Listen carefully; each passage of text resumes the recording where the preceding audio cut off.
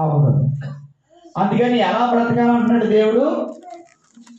నీతి యథార్థమైన భక్తి కలిగి మనం అందరము బ్రతకాలి. నీతితో బ్రతకాలి, యథార్థమైన భక్తి చేస్తూ బ్రతకాలి, మనము ప్రవర్తించాలి. ఈ భక్తిలో వేషధారణ అంటూ ఉండకూడదు. ఎలా ఉండాలండి భక్తి? యథార్థమైన భక్తి కలిగి ఉంటే ఆ భక్తికి ఫలితాలు వస్తాయి. ఎందుకంటే దినవృత్తాంత గ్రంథం 2వ గ్రంథంలో 16:9 యథార్థవంతులను బలపరచడానికి యెహోవా కనుదృష్టి లోకమంతటా సంసారం చేస్తున్నది అన్నాడు.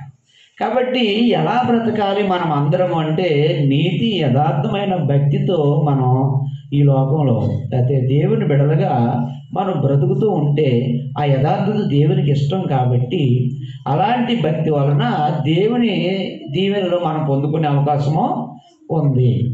2, ఇంకెలా బ్రతకాలండి దేవుని ప్రజలుగా మనం?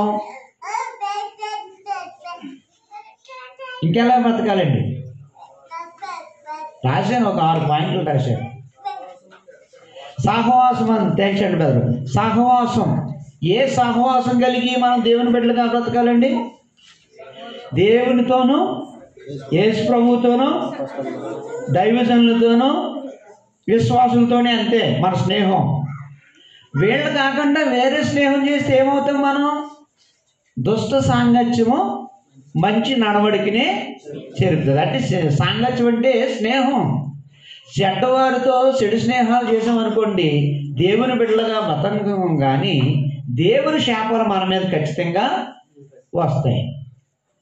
అలాగే ఓ మహానుభావుడు తప్పుడు వాళ్ళతోటి ఉండి తప్పుడు ఆలోచనతో చేసి పోగొట్టుకున్నాడు సొలొమోను కొడుకు రెహబాము. అలాగే యెహోషాపాతు కూడా దుష్ట సాంగత్యం చేయడం వల్ల తన భవిష్యత్తునే పోగొట్టేసుకున్నాడు.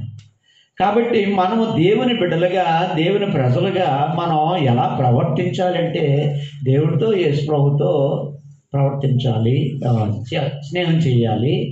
సువార్థికుడితో ఎందుకు చేయాలండి స్నేహం?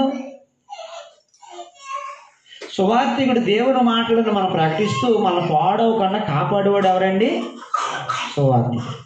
విశ్వాసతో ఎందుకు స్నేహం చేయాలంటే దావీదు ఉన్నాడు, యోనాతాను ఉన్నాడు. యోనాతాను దావీదుతో స్నేహం చేయడం వల్ల దావీదులో ఉన్న విశ్వాస జీవితం యోనాతాను కూడా వంటపడుతుంది. మనం కూడా అలా ఉంటాం. తర్వాత 3, ప్రతి ప్రార్థనా కూటానికి మనం మానకూడదు. బైబిల్ క్లాసుకి ఇక్కడ ఏ రోజు అండి బైబిల్ క్లాస్ ఏ రోజు పెడతారండి? ఇక్కడ శనివారం పెడతారు. బైబిల్ క్లాస్కి దేవుని బిడ్డలకి ఏం చేయాలండి? అందరూ వచ్చేయాలి. బైబిల్ క్లాస్ ఎప్పుడు మానకూడదండి. ఆదివారం ఎలాగైతే వచ్చేస్తారో బైబిల్ క్లాస్ కూడా అలాగే వచ్చేయాలి. దూరం అవ్వచ్చు, భారం అవ్వచ్చు, ఏదో అవ్వచ్చు, రావాలి. ఎందుకంటే దేవుని బిడ్డలుగా మనం దేవుడి సన్నిధిలో గడపాలి. అలాగే ఆదిమ సంఘస్థులు ప్రతిదినము దేవాలయంలో ప్రార్థన కోటాలు పెట్టుకునేవారంట వాళ్ళు. అది మనం అపోస్తలుల 2:46 మనము చదువుకున్నాం. 4వ పాయింట్ ఏంటండి? సమాజంగా కూడుట మానకూడదు. అంటే సంఘముగా కూడుట. అది బైబిల్ క్లాస్ అయినా సంఘం అవుద్ది, కృతజ్ఞత కూటమైన సంఘం అవుద్ది, లేక సువార్త కూటమైన సంఘం అవుద్ది. అయితే అక్కడ ఆదివారం సమాజం కూడుగా మానకూడదు. ఆదివారం మానటం వల్ల ఎంత నష్టాలు ఉన్నాయో మనం చూసాం. ఇంకో విషయం అండి, మీరు ఆదివారం మానేసి ఏదో పని జరుగుతుంది ఎవరన్నా ఆ పనులు అవ్వండి. మీకు ఆదివారం మానేస్తే ఆ వారంలో ఏదో నష్టం కలుగుతుందండి మీకు. నేను చెప్పించట్లేదండి, ఉన్న మాటలు మాట్లాడుతున్నాను అంతేనండి. ఆదివారం దేవుని ప్రార్థన మానేసేసి మనం ఏదో ఉత్తరించమని వెళ్తే నష్టం ఖచ్చితంగా కలుగుద్ది. పోతే నేను ముందు దేవుడు ప్రార్థన చూసుకొని లేదా ఆరాధన చూసుకొని నేను వెళ్తానండి, ఆ పని అవుద్దండి, ఖచ్చితంగా అవుతుందండి. ఎందుకంటే నన్ను కాదని మీరేమీ చేయలేరని దేవుడు చెప్పాడు. తర్వాత 6వ పాయింట్ ఏం చెప్పుకున్నాడు మనం ఏమండి? ఆ అబద్ధం ఆడటం మానే సత్యం మాట్లాడాలి. సత్య సంబంధుడిగా, సత్యవంతుడిగా దేవుని కుమారుడు ప్రవర్తించాలి. తన నోట ఏ అబద్ధమో రాకుండా ఉండాలి. తర్వాత దొంగతనం అనేది చేయకూడదు. ఈరోజు మనం దొంగతనం చేస్తున్నాం, దొంగలుగానే బతుకుతున్నామా లేదండి? దొంగలు బతుకుతున్నామండి. దేవునికి మనకు కలిగిన దాంట్లోంచి ఇవ్వకపోవడం దొంగతనమా కాదండి? మలాకి గ్రంథంలో చదువుకున్నాం, నాకు రావాల్సిన దశమ భాగం ప్రతిష్టార్పణలో నాకు ఇవ్వకే మీరు ఏం చేస్తున్నారు అన్నాడండి, దొంగలేస్తున్నాడు. దేవుడు మీకు కలుగు చేసిన దాంట్లోంచి అది కూలి పని అవ్వచ్చు, పంట పొలం అవ్వచ్చు, లేకపోతే ఉద్యోగుల నుంచి జీతం అవ్వచ్చు, అది దేవుడికి రావాల్సిన భాగం. అదే పాత నిబంధనలో దశమ భాగం అన్నారు.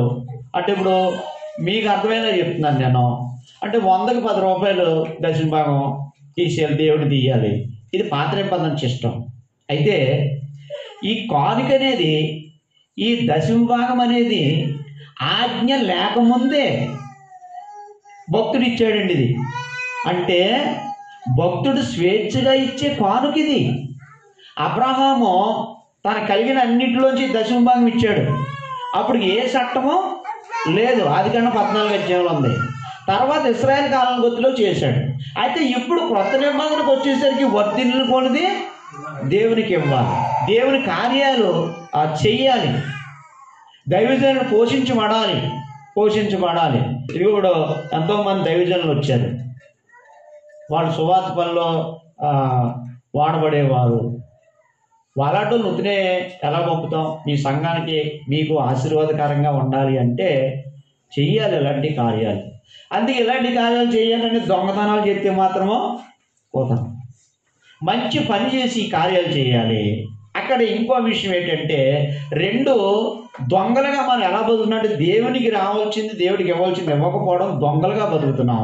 అప్పుడు తన బిడ్డలుగా భక్తులుగా దేవుడు చూడగానే, నేను పొద్దున చెప్పాను, ఏమంటాడండి ఆరాధనకు వచ్చిన వాళ్ళు ఏమంటాడండి దేవుడు? రారా దొంగడా, రారా నా కుమారుడు అంటాడా దేవుడు? దొంగడా రారా అంటాడా? రా నా కుమార్తె అంటాడా దేవుడు? దొంగదానా రా అంటాడా అండి? రెండు, దేవుడి దగ్గర ఇంకోటి దొంగిలించడం ఏంటంటే అండి, సమయాన్ని దొంగిలించేస్తున్నాం మనం. దేవుడికి ఇవ్వాల్సిన సమయాన్ని మనం కూడా వాడేసుకోవడం, అదేంటంటే అది దొంగతనం. అంటే దాన్ని వివరించాలంటే చాలా ఉంది, అంటే నేను ముందుకు వెళ్ళిపోయాను. ఏమండి, తర్వాత దేవుని ప్రజలు దైవజనుల పట్ల ఎలా ప్రవర్తించాలి? 7వ పాయింట్ అండి. ఎందుకు పాయింట్ అండి అది? 7వ పాయింట్ అండి, దైవజనుల పట్ల దేవుని బిడ్డలు ఎలా ప్రవర్తించాలి? ఎలా ప్రవర్తించాలి అంటే, తెస్సలోనికీయులకు రాసిన మొదటి పత్రిక 5వ అధ్యాయము 12వ వచనాన్ని చదవండి. దైవజనుల పట్ల ఎలా ప్రవర్తించాలి చదవండి. 5:12. మరియు సహోదరులారా, మీలో ప్రయాసపడుచు ప్రభునందు మీకు పైవారై ఉండి మీకు బుద్ధి చెప్పుచున్న వారిని మన్నన చేసి వారి పనిని బట్టి వారిని ప్రేమతో మిక్కిలి ఘనముగా ఎంచాలి అనుకుంటున్నాము. ఒకవేళ అక్కడ పెద్దలు అవ్వచ్చు, నాయకులు అవ్వచ్చు, ఏదో అవ్వచ్చు, ప్రజెంట్ ఇప్పుడు ఆ పనులన్నీ ఎవరు చేస్తున్నారండి? ఇప్పుడు సువార్తికుడు చేస్తున్నాడు. అది మరలా చదువుదామండి మనం అందరం. చదవండి. మరియు సహోదరులారా, అంటే సహోదరులారా అంటే ఎవరండి? ఆ సహోదరులు దేవుని ప్రజలు. మీలో ప్రయాసపడుచు, అంటే దైవజనుడు ఏం చేస్తాడండి? మీలో ఏం చేస్తాడండి? ప్రయాసపడతారండి. సువార్తికుడు చాలా ప్రయాసపడతాడండి. చాలా బాధ అండి సువార్త చేయడం అంటేనండి, చాలా బాధ అండి బాబు. మీరు వెళ్ళి హాయిగా నిద్రపోతారండి, కానీ సువార్తికి నిద్ర పడతండి. వాళ్ళు రాలేదు ప్రార్థనకి, ఏమైంది? వాక్యం బోధించకపోతే ఒక్కడవా, వాక్యం బోధిస్తే ఇంకొకడవా? ఇవాళ గట్టిగా చెప్పేశాను, ఇవాళ ఏమనుకుంటారో, వాళ్ళు బాధపడుతున్నారేమో, నా కోసం చెప్పాను అనుకుంటారేమో, ఇదో గొడవ. ఎంత గొడవండి ఇదంతానండి. కానీ ఇక్కడ మనం దేవుని బిడ్డలుగా దైవజనుల పట్ల ఎలా ప్రవర్తించాలి? అసలు సువార్తికుడు యొక్క కష్టాన్ని సంఘం అర్థం చేసుకోవాలి. ముందు సువార్తికుడి యొక్క ప్రవర్తన లేదా అతను పడుతున్న ప్రయాసను సంఘం అర్థం చేసుకోవాలండి. ముందు మనం బాగుపడాలంటేనే కావండి, దైవజనుని ధిక్కరిస్తే దేవుని ధిక్కరించినట్లండి. దైవజనుని ఎంత బాగా మనం గౌరవించి ఆయన సంతోషంగా పనిచేస్తే అంత మనకు ఆశీర్వాదం అండి. దేవుడు ఏదో విధంగా ఇస్తాడు. నీ పంట పొలం ఏదోలాగా నువ్వు ఇలా చేసినందుకు అలా పంట ద్వారా నీకు ఇస్తాడు. ఏదో విధంగా నీ అప్పు తీర్చేస్తాడండి దేవుడు. దైవజనుడి పట్ల ముందు దైవజనుడు మనం అర్థం చేసుకోవాలండి. ఎలాగంటే ఆయన ఏం చేస్తారంటే అండి, ఆయన దైవజనుడు మీలో ప్రయాసపడతాడు, చాలా ప్రయాసపడతాడండి. తర్వాత ప్రభువునందు మీకు పైవారై ఒకటి మీ కొరకు ప్రయాసపడేవాడు, రెండు ప్రభునందు మీకు ఎవరండి అయినా పైవాడు, చెప్పేవాడు, మీకు బుద్ధి చెప్పువాడు, మూడు మీకు బుద్ధి చెప్పేవాడు. బుద్ధి చెప్పేవాడు లేకపోతే ఎలా ఉంటాడండి మనిషి? ఎస్ట్ వచ్చినట్టు బతుకుతాడు, బతకడండి ఎదురు బతుకుతాడు. కానీ బుద్ధి చెప్పి బుద్ధి మార్గంలో నడిపించేవాడు దైవజనుడు అంటండి. మీ బుద్ధి చెప్పేవాడిని ఏం చేయమంటున్నాడండి? వారిని మన్నన చేసి. ఎలా ప్రవర్తించాలి అంటే మన్నన చేసి. నేను ఈ మాటకి అర్థం చెప్పను కానీ మీరే చెప్పాలి. మన్నన చేయడం అంటే ఏంటో చెప్పను బాబు. అమ్మా వందనాలమ్మా. మన్నన చేయడం గౌరవించాలి. అయ్యో మా కొరకు ఎంత కష్టపడుతున్నాడు ఈయన, మా కొరకు ఎంత ప్రయాసపడుతున్నాడు, భార్య బిడ్డలు వదిలేసి అన్నీ వదిలేసి మా కొరకు రాత్రంతా ఆ బైబిల్ చదువుతూ ఉంటాడు. ఎన్నో చక్కటి మాటలను మాకు వినిపించడానికి చిత్తపాటు కలిగి ఉంటున్నాడు. ఎంతో సమయాన్ని వెచ్చిస్తున్నాడు, మా కొరకు ఎంత దూరం వస్తున్నాడు, ఎంత ప్రయాసపడుతున్నాడు అని ఆ ప్రయాసను మనము గుర్తెరిగి ఆ దైవజనుడిని ఏం చేయాలంటే మనం సన్మానించాలి. దేవుని బిడ్డలుగా గౌరవించాలి, దైవజనుడిని గౌరవించాలి. అబ్రహాం అంతటోడే దేవదూతలు వస్తే ఏం చేసాడండి? ఎంత గౌరవించాడండి దైవజనుడిని. ఈరోజు దైవజనులు గౌరవించట్లేదండి. గౌరవించకపోతే అది దేవుడి బిడ్డలో జీవన విధానం అది కాదు. దైవజనుడు గౌరవించాలి. ఆఖరికి మీ తమ్ముడు అవ్వచ్చు దైవజనుడు, మీ అన్నయ్య అవ్వచ్చు దైవజనుడు, ఎవరు అవ్వచ్చు దైవజనుడు. గౌరవించాలి. అలాంటిది మీ కొరకు ఎంతో శ్రమ పడతారు. ఇక్కడ ఎవరండి దైవజనులు? చిన్నారావు గారు, ఆ సోదరులు ఎంతో శ్రమ పడతారండి. ఈరోజు మరి వీళ్ళందరినీ కూడగొట్టి నాకు చెప్పి నన్ను ప్రిపేర్ చేసి ఎంత అయ్యారండి. పాత్ర పెడదామంటే మీరు మాట చెప్పేస్తారు, కానీ అంత ప్రయాసపడాలి తెలుసా. అందుకని ప్రయాసపడతారు.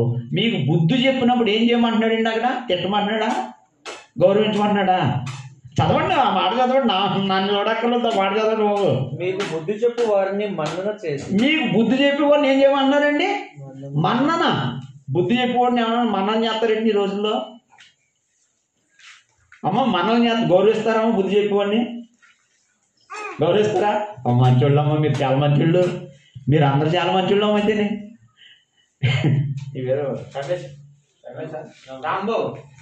రాంబాబు ఏమనుకోవద్దు, బుద్ధి అదే పని అలాగా ఏంటి గట్టిగా మాట్లాడినట్టు అంటాడు. గౌరవిస్తాడా? థ్యాంక్స్ అని, నేను బుద్ధిలాగా ఉన్నాను, నాకు మంచి వాళ్ళని అడిగిందని థ్యాంక్స్ అని అంటాడండి ఆయన. ఈ రోజులు అలాగ ఉన్నాయి కదండి. మంచి చెబితే ఏమొస్తుందండి తిరిగి. మరి ఇప్పుడు దైవజనుడు అమ్మ నువ్వు అలా ఉండకూడదమ్మా, నువ్వు ప్రార్థన మానకూడదమ్మా, నువ్వు ఇలాగ ఉండాలమ్మా, నువ్వు ఆ బూతులు ఆడకూడదమ్మా, లేకపోతే నువ్వు గొడవలు ఆడకూడదమ్మా, బాబు నువ్వు తాకూడదు, నువ్వు ఇలాగ ఉండాలి, ఇక మన దేవుని బిడ్డలో మన పరలోకం వెళ్ళాలి, దేవునికి ఇష్టలుగా బ్రతకాలి. అలాగైతే దేవుడి దయ మన మీద ఉంటుంది. దేవుడి వ్యతిరేకంగా పనులు చేస్తే దేవుడి కోపం మన మీదకి వచ్చేద్ది. అందుకని మనం ఇలాగ ఉండాలని వాక్యం చెప్పి బుద్ధి చెప్పాడు అనుకోండి, ఏమంటారండి? దేవుని బిడ్డలకి ఏం చేయమంటున్నాడండి? గౌరవించమంటున్నాడండి. థ్యాంక్స్ అండి బెదరు. ఈరోజు దేవుడు వాక్యం ద్వారా నా లోపాలు చెప్పారు, నేను సరి చేసుకొని దేవుని బిడ్డగా బ్రతికి దేవుడి దీవెనలు పొంది పరలోకం వెళ్ళడానికి సిద్ధంగా నేను చెట్టుపడుతుంటానండి అనాలంటండి. అంతేగాని ఇవాళ పాస్టర్ గారు అంతా నా కోసమే చెప్పాడు, నన్ను ఉద్దేశించే చెప్పాడు అంటే గౌరవించినట్టండి. అది చిన్న బయటకు వస్తున్నాను ఏమనుకోద్దు. ఓ పాస్టర్ గారు అంటండి ప్రసంగం చేస్తూ కుక్క కోసం చెప్పాడంటే, ప్రసంగం చేస్తే ఏదో ఎగ్జాంపుల్ ఏదో ఉదాహరణకి కుక్క కోసం చెప్పాడంటే, ప్రసంగం అయిపోయిందంటండి, ముగింపు ప్రార్థన అయిపోయిందంటండి, వెళ్ళిపోయారంటండి. మీ పేరే పేరమ్మా? మరి ఉందా? నీ పేరమ్మా? చిన్ని. ఏమనుకోద్దు, మిమ్మల్ని తీసుకుంటున్నాను. ప్రార్థన అయిపోయిందంటండి, వెళ్ళిపోతున్నారంటండి. బృంద అంటుందంటండి చిన్నితోటి, ఒలే చిన్ని ఇవాళ అయ్యగారు కుక్క కోసం చెప్పాడా? చెప్పాడు అందంటే. ఎవరి కోసం అనుకుంటున్నా? నీ కోసమేనే అందంటండి. ఆవిడ చిన్న ఏమనుకుంది? నేను కుక్కనా? అలా చెప్తాడా ఆ పాస్టర్? ఆ ప్రార్థనకి వెళ్ళాక ఎంత అన్నదంటండి, ఎక్కడ దాకా వెళ్ళిపోతుందండి ఇది. అలాంటి గొడవలు సంఘాల్లో ఉంటాయి. అలాంటివి కాదు మనం పెట్టుకోవాల్సింది. బుద్ధి చెప్పేవాడు ప్రభువుని మీకు పైన నాయకుడిగా దేవుడు ఏర్పాటు చేశాడు కాబట్టి, ఒకవేళ మీరు అందరూ దారి తప్పుకో దేవుళ్ళలో తొలగిపోతుంటుంటే సరిచేసేవాడు ఎవరమ్మా ఇక్కడ? దైవజనుడు. అందుకని ఆయన ఏం చేయాలండి? మనం అందరూనూ గౌరవించాలి. ఇంకేం చేయమంటున్నాడండి? వారి పనిని బట్టి వారిని ప్రేమతో మిక్కిలి ఘనంగా ఎంచాలి. వారు చేస్తున్న పని ఏంటి? దేవుని పని. ఎవరితో పని చేస్తున్నాడు? దేవునితో కలిసి పని చేస్తున్నాడు సువార్తికుడు అంటే. మేము దేవునితో జత పనివారు అంటాడు కొరింథీ మొదటి పత్రికలో 3వ అధ్యాయంలో. సువార్త పని అంటే దేవునితో కలిసి పని చేయడం. అమ్మో, ఆయన దేవునితో జత పనివాడు. అది దేవుని పని, అది దేవుని సేవది, దైవ సేవదని. ఆ పనిని బట్టి సువార్తికుని ఏం చేయాలంటండి? ప్రేమతో మిక్కిలి ఘనంగా ఎంచాలి. దేవుని బిడ్డలుగా ప్రవర్తించవలసిన జీవిత విధానం అండి. దైవజనుల పట్ల ఎలా నడుచుకోవాలి? మానవుడలే అలాగేలే, మీ ఓడి అవ్వచ్చు, కానీ చేస్తున్న పని ఎలాంటిదండి? అది దేవుని పని. దాన్ని బట్టి దేవుని బిడ్డలు ఏం చేయాలంటే ఎంతో గౌరవించాలి. అలాగే ఎప్పుడైతే ప్రతి సంఘ సభ్యుడు నడుచుకున్నాడో దైవ నియమానికి దేవునికి విలువిచ్చినట్టండి. అలాంటి వాళ్ళు గొప్ప ఘనత పొందుతారండి. అలాంటి వాళ్ళు ఘనత పొందుతారు. అన్యులాగా మూర్ఖుల్లాగా మనం బ్రతకూడదు. దేవుని బిడ్డలుగా మన పుస్తకాన్ని అన్నింటిలో వచ్చాం కాబట్టి చక్కటి ప్రవర్తన జీవితము దేవుని బిడ్డలుగా మనం జీవించవలసిన అవసరత ఎంతైనా ఉంది. ఎంతైనా అయిపోయిందండి బ్రదర్. అది ఘనముగా ఎంచండి, ఘనముగా ఎంచవలనని వేడుకొంచున్నాము అన్నాడు. కాబట్టి దేవుని పట్ల దేవుని జనులుగా మనము దైవజనుల పట్ల ప్రవర్తించవలసిన జీవన విధానం ఇంకా చాలా ఉంది. ఆపుతున్నాను, ఎవడైతే మనం చెప్పుకోవచ్చు. 3 తర్వాతగా దేవుని బిడ్డలుగా సమాజంలో మనం ఎలా బ్రతకాలి, దేవుని బిడ్డలుగా ఎలాగ ప్రవర్తించాలి సమాజంలో అంటే. లోకంలోనే క్రీస్తు సంఘం ఉంటుంది, కానీ లోకంలో ఉన్న క్రీస్తు సంఘంలో ఉన్న జనులు భూ సంబంధులు మాత్రం కారు. వాళ్ళు పరలోక సంబంధులే, భూమి మీదే ఉంటారు కానీ భూ సంబంధులు కారు.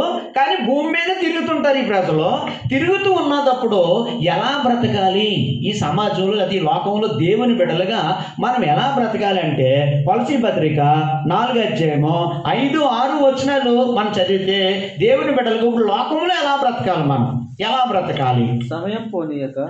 కొలసీ పత్రిక అండి 4వ అధ్యాయం 5, 6 అండి బెదరు. చదవండి బెదరు. సమయం పోనీయక సద్వినియోగం చేసుకొనొచ్చు. సంఘమునకు వెలుపటి వారి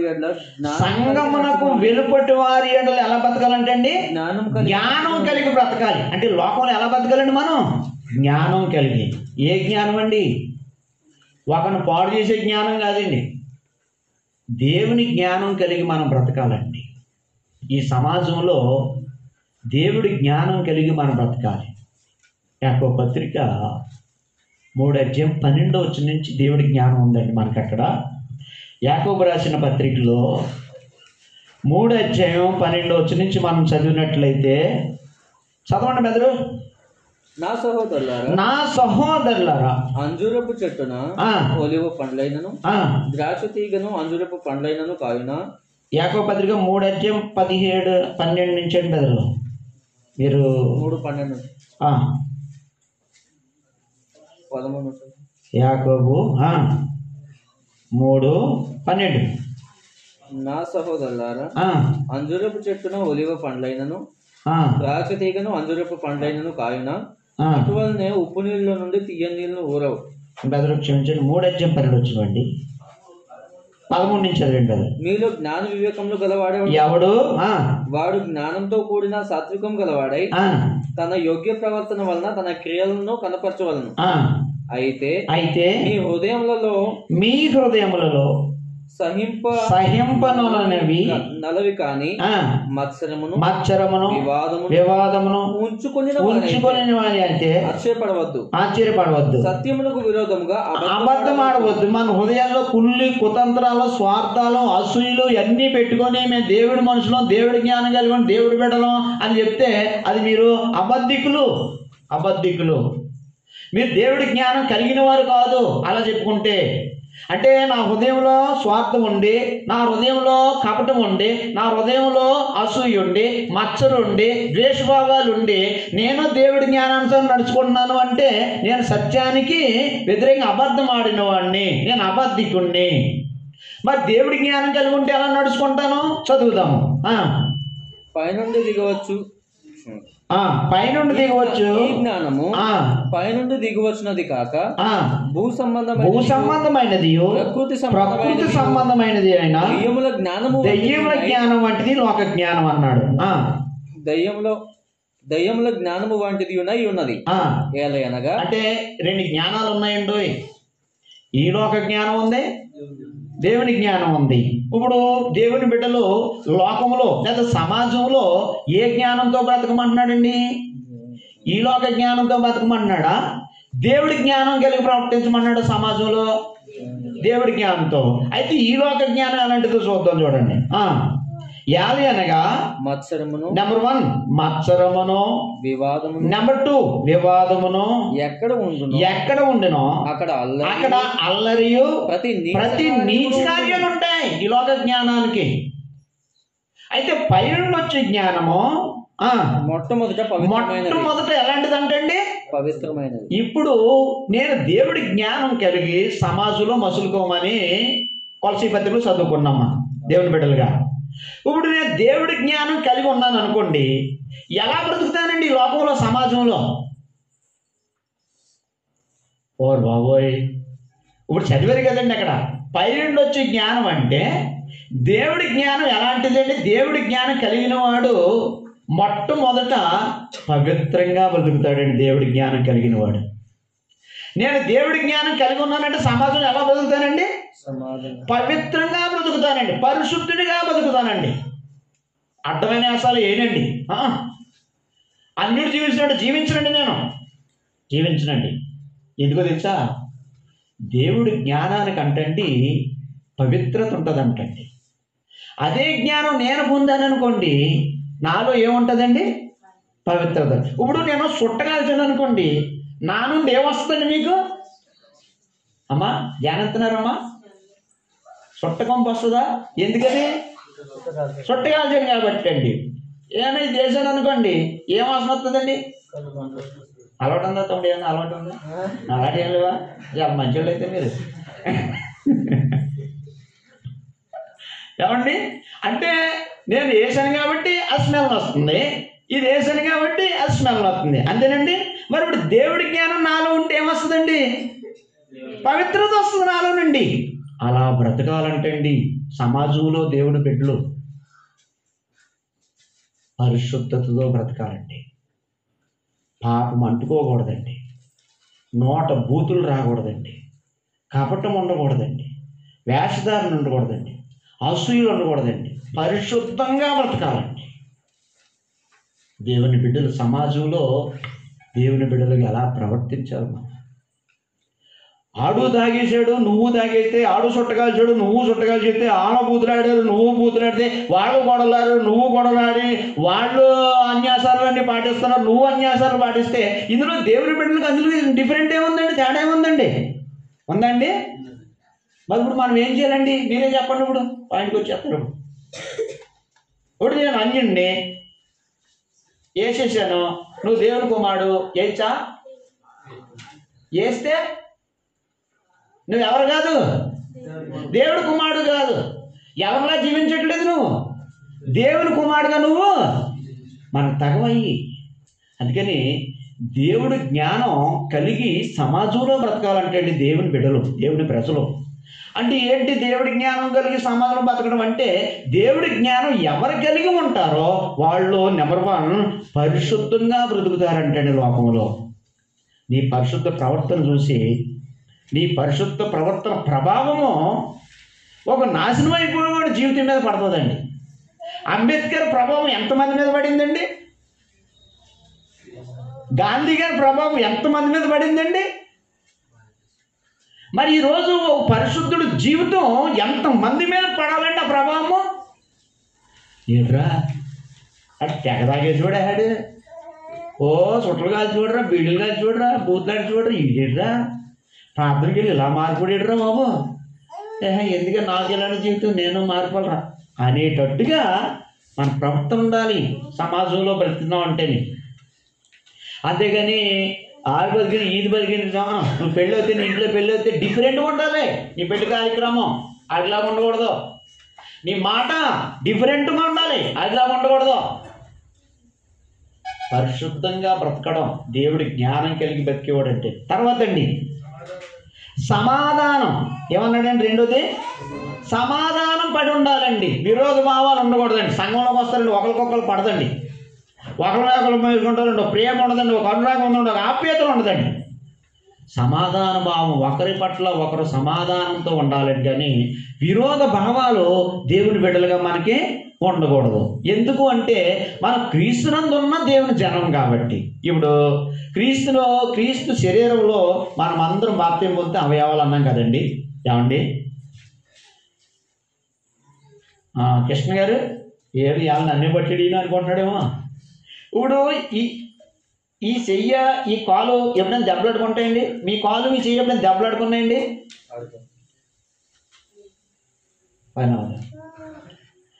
మీ చెవులు మీ కొన్ను ఎప్పుడైనా దెబ్బలాడుకున్నాయండి? ఓకే, ఇప్పుడు ఇక్కడ దోమ కూడా వస్తుందండి. ఈ చెయ్య నాకెందుకులే, ఆ చెయ్యని కుట్టుకుంటుందిలే, నాకెందుకు, ఇది ఎప్పుడన్నా అందండి? నువ్వు చెయ్య కొంచెం రావా నన్ను దోమ కూడా వస్తుంది అని చెయ్యి అడుగుతుందండి? అడగండి ఏం చేస్తుంది నేను వెళ్ళి, ఓ ఎంత కసి తీర్చుకుంటుందండి దోమని దెబ్బ కొడుతుంది కదండి. ఎప్పుడైనా ఈ అవయవాలు ఎప్పుడైనా పక్షపాతం కానీ విరోధ భావాలు ఉన్నాయండి? లేవండి. కన్ను పడుతుందండి, ఈ రెండిళ్ళు పడుతుందండి, ఎందుకు పడుతుంది? పడుతుంది. ఎంత ఐక్యతగా ఉంటాయండి, ఐక్యతగా ఉంటాయండి. అలాగా మనం యేసు ప్రభు శరీరంలో అవయవం కాబట్టి ఈ శరీరం ఈ అవయవాలకి ఎలా విరోధ భావం లేదో మనం కూడా యేసు ప్రభు శరీరంలో అందరూ అవయవం కాబట్టి అందరూ ఎలా ఉండాలండి? సమాధానం కలిగి, ఐక్యత కలిగి, అందరం ఒకటి అన్నట్టుగా ఉండాలండి. మనం దేవుడి బిడ్డలు వంటి, మనం దేవుని బిడ్డలు వంటి. ఒకవేళ వాళ్ళతో నాకు పని ఏంటి, వాళ్ళతో నాకేంటి అని అలా స్ట్రైక్ చేసామనుకో నష్టం ఎవరికండి? మనకే. ఇప్పుడు ఈ అవయవాలన్నీ అంటే కొడుకు మీద స్ట్రైక్ చేసి అంటే మనం నేను కలుపుతున్నాను, నేను నడుస్తున్నాను, నేను చూస్తున్నాను, నువ్వు వింటున్నావు, నువ్వు మాట్లాడుతున్నావు, నీ కొడుకుని ఏం పని చేయట్లేదనే స్ట్రైక్ చేసి అంటే. ఇదేమో పెట్టడం మానేసిందంటే, ఇది నడడం మానేసిందంటే, నవ్వడం మానేసిందంటే, అన్నీ చేసినాడంట. దీని మీదండి కోపం వెళ్తాను. ఇప్పుడు అన్నం వెళ్ళకపోతే నడకపోతే ఏం చేస్తాయండి? ఇది అందంటండి, చెంపుడు నీళ్ళది అందంటండి, దీంతో నేను నడలేకపోతున్నాను అందంటే. ఇంతకీ ఇవన్నీ దీని మీద స్ట్రైక్ చేశాను అన్నమాట. అప్పుడు అన్నీ అనుకున్నా అంటండి, అమ్మో దేనికి దానికి పని ఉంది, మనం పెట్టింది ఇందులోకి వెళ్తే అది అరిగించి మనకు శక్తిని పంపుతుంది, కడుపు కూడా పని ఉంది అనుకున్నా. అసూయ అనేది ఒకరి మీద ఒకరికి ఉంటే ఉపయోగం ఉండదు. ఎంతకాలం నా మీద ఎడతా తీయే అన్నాయంటే ముక్కు కలజోడిని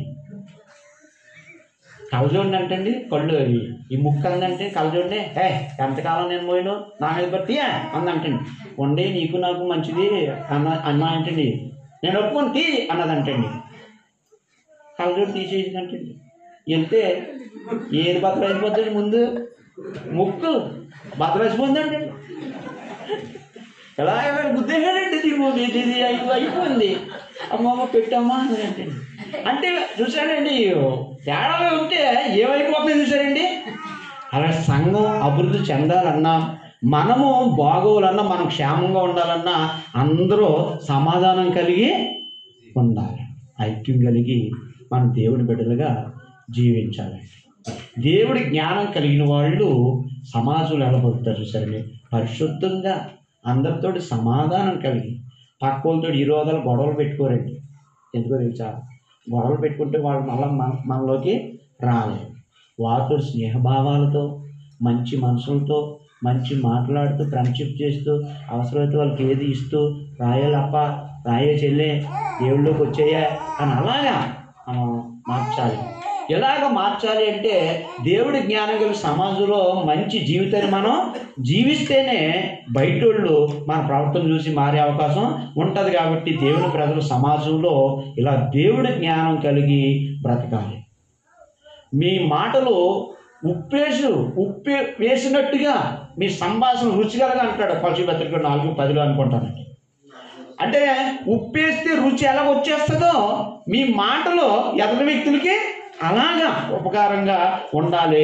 అలాగే సమాజంలో క్రైస్తవులు బతకాలి. సమాజంలో శిష్యులను పంపుతూ అంటాడు 10వ అధ్యాయంలో యేసు ప్రభు వారు మత్తయి సువార్త 10వ అధ్యాయంలో, తోడేళ్ల మధ్య మిమ్మల్ని పంపుతున్నాను, పాముల వలె వివేకులను పావురుల వలె నిష్కాపట్లు అంటున్నాడు. ఒకడు అంటాడండి పావుని సైతాను అంటున్నాడండి. పాము సైతానండి ఏంటి? పాము సాతానండి? పాము సాతానమ్మా? పాము సాతానైతే సాతాన్లాగా మీరు నడుచుకోండి అని అంటాడా యేసుప్రభు గారు? అనండి. పాముల వలె వివేకులు అంటే పాము ఎంత వివేకంగా ఎంత తెలుసండి, పావురు ఎంత నిష్కాపటంగా ఉంటుందో తెలుసండి. అలాగే సమాజంలో మనం ఎలా ఉండాలండి? జ్ఞానం, దేవుడి జ్ఞానం, పరిశుద్ధంగా, సమాధానంతో, వివేకులుగా, నిష్కాపటులుగా మనం సమాజంలో దేవుడి బిడ్డలుగా ప్రవర్తించాలంటే దేవుడి బిడ్డలు అంటేనండి. 9 ఓ ప్రార్థనా జీవితం కలిగి ఉండాలండి. చివరిగా నేను ఏం చేసి చెప్పలేను బెదరు? ఓకే, సిగ్నల్ ఉండైతే నేను వెళ్ళిపోతుంటా. అయిపోతుందండి.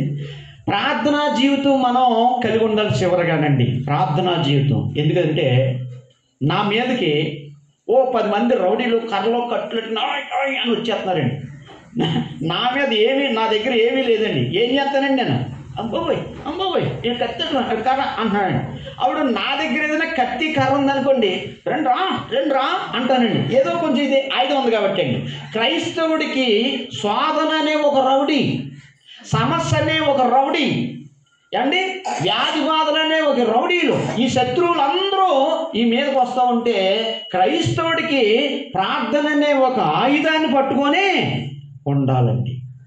ప్రార్థన అనే ఆయుధం, ప్రార్థన అనే జీవితం దేవుని కుమారుడుగా లేకపోతే శోధనలో పడిపోయి పాపం చేసి దేవుడు దూరం అయిపోయే అవకాశము ఉంది.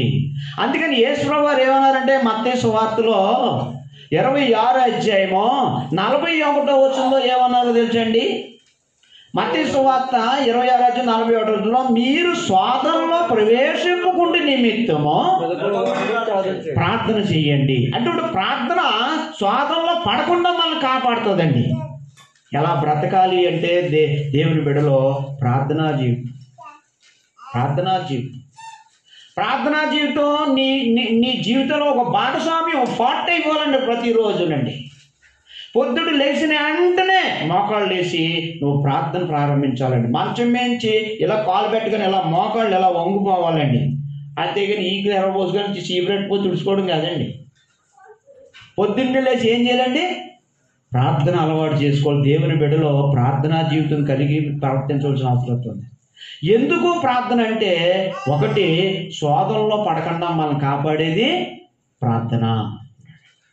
యాకోబు పత్రిక 5వ అధ్యాయం 13వ వచనంలో ఏమంటాడంటే, మీలో ఎవరికైనా శ్రమ సంభవించిన యెడల అతడు ఏం చేయమన్నాడండి? ప్రార్థన చేయండి. అంటే శ్రమలో ఏం చేయమన్నాడండి? ప్రార్థన చేస్తే శ్రమల్లో నుండి మనం బయటపడవచ్చు అన్నమాట. దేవుని కుమారుడికి శోధనలో పడకుండా ప్రార్థన చేయాలి. శోధనలో పడకుండా ఉండడానికి ప్రార్థనా జీవితం అవసరం దేవుని కుమారుడికి. 2, ఎందుకు ప్రార్థన అంటే, శ్రమలలో మీరు ప్రవేశిస్తే ప్రార్థన చేయండి అన్నాడు. ప్రార్థన అలవాటు చేసుకోవాలి. పరలోకమందున్న మా తండ్రి అని ప్రార్థన చేయాలి. తండ్రి, యేసయ్య, వందనాలు, స్తోత్రాలు, హల్లెలూయా, అది కాదు ప్రార్థన అంటే. అది ప్రార్థన కాదండి. అదేం ప్రార్థన కాదండి. అది అయ్యో మాట్లాడుకుంటున్నాడు అంతే. ప్రార్థన అంటే యేసుప్రభు గారు చెప్పారు. ఎలా ప్రార్థన చేయమన్నారంటే, పరలోకమందున్న మా తండ్రి అని ప్రార్థన చేయాలి. స్తుతులు స్తోత్రాలు చెప్పాలి, వందనాలు చెప్పకూడదని ప్రార్థనలో ఎక్కడాను. వందనాలు ఒకరికొకరు చెప్పుకోండి. బెదరు వందనాలండి అంటానండి, తండ్రి వందనాలండి అంటాను. ఇప్పుడు ఏమైపోయారు ఇద్దరునో ఏమండి? ఏమైపోయారండి? రాంబాబు వందనాలు అంటాను, తండ్రి వందనాలు అన్నాను. ఇప్పుడు రాంబాబు తండ్రి ఏమైపోయారు? ఇప్పుడు సమానం అయిపోయారండి. మళ్ళీ ఇంకోటి ప్రైజ్ లార్డ్ అంటున్నాడండి. ప్రైజ్ లార్డ్ అన్న మాట తప్పు కదండి, మంచి మాట అండి అది. ప్రభువుని స్తుతించండి అని. ఇప్పుడు రాంబాబు బాటిల్ పెట్టుకోవాలి, అక్కడికి వెళ్ళాడు, నేను అలాగే వెళ్తున్నాను, రాంబాబు ప్రైజ్ లార్డ్ అన్నాను. ఇప్పుడు ఏం చేయలేదు అక్కడ రాంబాబు? ఎక్కడ స్తుతించమంటున్నాను ఇప్పుడు నేను? ఎక్కడ స్తుతించమంటున్నానండి ఇప్పుడు? అక్కడ స్తుతించాలండి ఇప్పుడు అయినా బండి పోతుంటే ప్రైజ్ లార్డ్ అన్నాడు, ఇప్పుడు అక్కడ స్తుతించలేను నేను. ఆ మాట మంచిదే కానీ ఒకరికొకరు వాడుకుంటేది మాత్రం అది కాదు. అంటే కొంచెం నేను ఎవరిని ద్వేషించట్లేదు, చెప్తున్నానండి. ఏ మాట ఎక్కడ వాడాలో కూడా తెలియదండి. మనం అంటాడండి మనలో ఎందుకు యాసం ఎందుకండి? అది కుటుంబం కుటుంబం అంటాడండి. కుటుంబం అనొచ్చు కదా.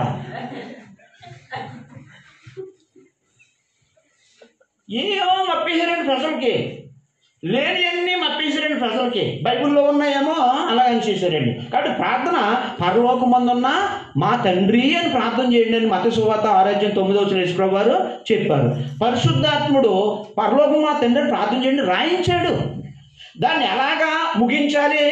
యోహాను సువార్త 16:23 నా పేరట తండ్రిని మీరు అడగండి. ఎఫెసీ పత్రిక 5:19 మీరు ఏం చేశానో తండ్రి అయిన దేవునికి కృతజ్ఞతాపూర్వకం విన్నపాలు యేసుక్రీస్తు పేరట చేయండి. నువ్వేం చేస్తావంటే మంచం దిగిన వెంటనే చీపురించుకోవడం కాదు, అద్దం దగ్గరికి వెళ్ళి ఇది ఎలాగా కాదు. ముందు లెగిసిన వెంటనే ముందు నీ తండ్రితో మాట్లాడుతూ నేర్చుకో. భోజనం చేసేటప్పుడు నీ తండ్రికి కృతజ్ఞత చెల్లించి చేస్తుండు. ప్రయాణం చేసేటప్పుడు నీ తండ్రికి చెప్పు బయలుదేరు. రాత్రి పండుకునేటప్పుడు సంఘం కోసం, సువార్తల కోసం, నీ రూపాయలు ప్రపంచం అందరి కోసం చేసి నీ కోసం చేసుకో. తండ్రి నాయన నా కుటుంబ పరిస్థితి ఎలాగ ఉంది, పేదరికం, భర్త చూస్తే ఎలాగ ఉన్నాడో, బిడ్డలు చూస్తే ఎలాగ ఉన్నారో, నా కుటుంబంలో ఆర్థికంగా ఉంది, నీ బిడ్డగా నేను నువ్వే సహాయం అంటే నువ్వేం భయపడినా అన్నాను అంటాడు. అంతే. ఎప్పుడు తెలుసా? ఈ బ్రతికినప్పుడు. కాబట్టి ప్రార్థనా జీవితం అవసరం. ఎందుకు ప్రార్థనా జీవితం కలిగి దేవుని కుమారుడు లేకపోతే దేవుని ప్రజలు బ్రతకాలి అంటే స్వాదంలో పడే అవకాశము ఉంది. కాబట్టి ఆ ప్రార్థన మన స్వాదంలో పడిపోకుండా కాపాడే శక్తి ప్రార్థన పొందే. 2, శ్రమల్లో నుండి ధైర్యపరిచి ఆదరించే శక్తి ప్రార్థనలో ఉంది. 3, ఈ ప్రార్థనా జీవితం ఎందుకు కలిగి ఉండాలి అంటే తిమోతికి రాసిన మొదటి పత్రిక 2 చదివినట్లయితే ఒక చక్కటి విషయం ఉంటుంది. అక్కడ ఒక చక్కటి విషయం ఉంటుందండి. చదవండి. తిమోతికి రాసిన మొదటి పత్రిక. మనము సంపూర్ణ భక్తియు అంటే జాతి గుర్తుపెట్టుకుంటే 1 సంపూర్ణ భక్తి, మాన్యతయు కలిగి. 2 మాన్యత అంటే గౌరవం, విలువలు, మాన్యతయు కలిగి నెమ్మదిగాను. 3 నెమ్మదిగాను, సుఖముగాను. 4 సుఖంగా. ఎన్ని వచ్చాయండి? 1 సంపూర్ణ భక్తి, 2 మాన్యత, 3 నెమ్మది, సుఖము, 4 సుఖము. బ్రతుకు నిమిత్తం ఈ నెమ్మదిగాను, సంపూర్ణ భక్తి కలిగి, మాన్యత కలిగి, నెమ్మది కలిగి సుఖంగా బ్రతకాలంటే నువ్వు పీజీ చేయక్కర్లు వద్దండి. లేకపోతే గూగుల్ నెట్లో కొడిసో గెలిగేక్కర్లు వద్దండి. ఏం చేయమంటున్నాడు చూడండి అక్కడ. అన్నిటికంటే ముఖ్యంగా మనుషులందరి కొరకును, రాజుల కొరకును, అధికారులందరి కొరకును విజ్ఞాపనలను, ప్రార్థనలను, యాచనలను, కృతజ్ఞతాస్తుతులను చెయ్యాలి అన్నాడు. అంటే ప్రార్థనా జీవితం కలిగి ఉండడం వల్ల నెమ్మదిగా బ్రతుకుతాము, సుఖంగా బ్రతుకుతాము, మాన్యత కలిగి బ్రతుకుతాము, సంపూర్ణ భక్తి కలిగి బ్రతుకుతామండి. ప్రార్థనా జీవితం దేవుని కుమారుడికి అంత అవసరం అండి. దేవుని కుమారుడిగా నీ ప్రార్థనా జీవితం సాగుతూ ఉండాలండి. సాగుతూనే ఉండాలి. ఆ ప్రార్థన లేదనుకోండి, ఇందాక చెప్పాను నేను, వచ్చేస్తున్నారు శత్రువులు కర్రలు కత్తిరెట్టుకుని నా దగ్గర ఏం లేదు కొట్టేసి పోతారండి. పతరపోరండి. అదే కర్ర ఏదో ఉందనుకోండి, రెండు అంటానండి. అలాగే ఒక క్రైస్తవుడికి ప్రార్థనా జీవితం లేదనుకోండి, శోధనలోనూ పడిపోతాడు, శ్రమల్లో పడిపోతాడు, నెమ్మది ఉండదు, సుఖము ఉండదు, సంతోషం ఉండదు, ఏమీ ఉండదు. అదే ప్రార్థన అనే ఆయుధాన్ని వాడుతూ ఉంటుంటే ఈ శ్రమ దూరం అవుతుంటుంది, శోధన దూరం అవుతుంటుంది, శాంతి సమన్ని దగ్గరికి వస్తూ ఉంటుంటాయి అన్నమాట అండి. అందుకని దేవుని ప్రజలు ఎలా బ్రతకాలి అంటే ప్రార్థన జీవితం కలిగి బ్రతుకుతూ ఉండాలండి. ప్రతిదీ ప్రార్థన చేయాలి. నీ ఇంట్లో ఏమైనా సరే, ఓ బీరువా అనుకున్నావా, ఓ ఫ్రిడ్జ్ అనుకున్నావా, ఓ పెళ్లి చేస్తున్నావా, లేదా ఏం చేస్తున్నావు, దైవాన్ని పిలిపించుకొని ఒక ప్రార్థన కార్యక్రమాలు జరిగిస్తూ ఉండాలండి. అది భక్తి కార్యక్రమం. దేవుని ప్రజలు మసులుకుని నడుచుకునే జీవన విధాన శైలి అది, అంతేనండి. అలాగే ఎప్పుడైతే మనం నడుచుకొని నెమ్మదిగా బ్రతుకుతామో, సుఖంగా బ్రతుకుతామో, మాన్యత కలిగి మంచి భక్తి కలిగి బ్రతుకుతామో, అప్పుడు ఆ దైవభక్తి ఇప్పుడు జీవవిషయంలో రాబో జీవించడం ప్రయోజనకరంగా మనకే ఉంటుంది. ప్రార్థనా జీవితం అంత అవసరము, అంత అవసరం. నాలుగోదిగా సంఘం కొరకు దేవుని బిడ్డలు ప్రయాసపడాలి. సంఘ అభివృద్ధి కొరకు ప్రయాసపడాలి. ఒక ఆత్మను రక్షించడానికి ప్రయాసపడాలి. దేవుడు సంఘం ద్వారా మహిమపరిచేటట్టు మంచి ఘనమైన కార్యాలు జరుగుతూ ఉండాలి. ఎప్పుడు దేవుడికి స్తుతి మహిమలు ఆయనకు వెళుతూ ఉండాలి. దేవుడు మాటలను సంభాషించేటట్టుగా సంఘ కార్యాలు చేయడానికి ప్రతి దేవుని కుమారుడు ప్రయత్నం చేస్తూ అలా ప్రవర్తించాలి. అలాగే ఎప్పుడైతే మనం ప్రవర్తించామో, ఒకటి ఎవరు దేవుని ప్రజలు చూసామో, రెండు దేవుని ప్రజలు ఎలా ప్రవర్తించాలో చూసాము, మూడు సి పాయింట్ ఇలా ప్రవర్తిస్తే, దేవుని బిడ్డలుగా ప్రవర్తిస్తే ఏంటి మనకు లాభం, ఏంటి మనకు మేలు అంటే, రెండో రాకడ అవ్వచ్చు, దేవుడు అవ్వచ్చు, మనల్ని మెచ్చుకుంటాడండి. మత్తయి 25:41 బలా నమ్మకమైన మంచి దాసుడా, నా భక్తులు నమ్మకంగా సాగా, నేను కుమారత్వాన్ని నీకు ఇస్తే కుమారత్వంలో నమ్మకంగా నువ్వు సాగా, అన్నిటిలో విజయవంతుడవు, నమ్మకమైన బలా మంచి దాసుడా, ఇదిగో నా ఆస్తి నీకు ఇస్తున్నాను, అనుభవించు. నేను ఎలాగైతే సంతోషిస్తున్నానో నువ్వు అలాగే సంతోషించు నాయనా అంటాడండి చివరిలో.